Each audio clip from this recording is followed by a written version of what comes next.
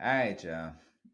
Now, we done talked about why leftists keep losing and why the right keeps winning. Now it's time to answer the most important question.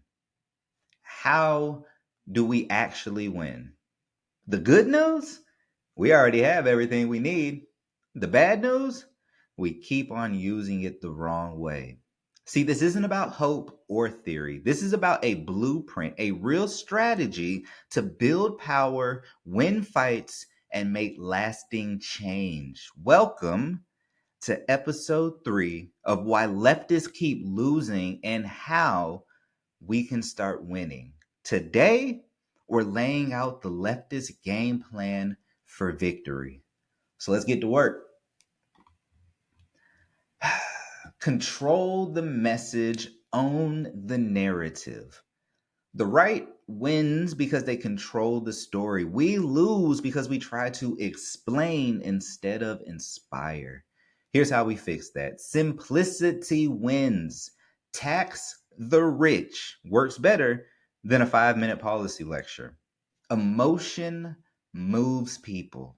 Facts matter, but people act based on how they feel. Use stories, not just statistics.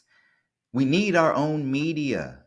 No more relying on billionaire owned platforms. We need independent news, viral content, and grassroots outreach. We can't just have the right ideas. We have to make those ideas undeniable. Then we need to build power where it matters. The right wins because they start small and scale up. The left keeps aiming for national victories while ignoring local power. The new strategy: take over school boards, city councils, and state legislatures because that is where policy starts. Run leftist candidates at every level. We need progressives on ballots from the bottom up.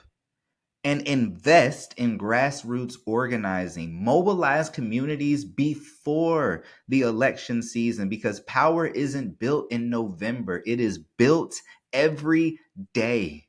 You cannot win a war if you ignore the battleground. Power starts local, and that is where we take it back.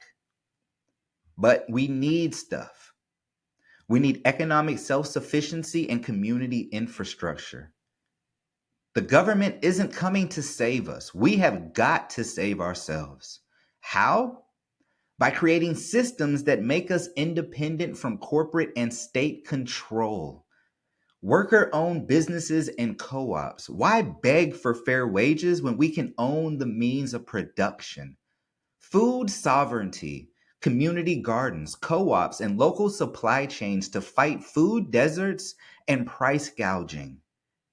Mutual aid networks, support systems that help people survive without relying on corporate institutions, and alternative education, teaching real history, real economics, and real survival skills.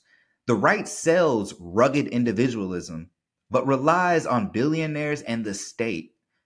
We can actually build self-sufficiency and create the systems we need to survive.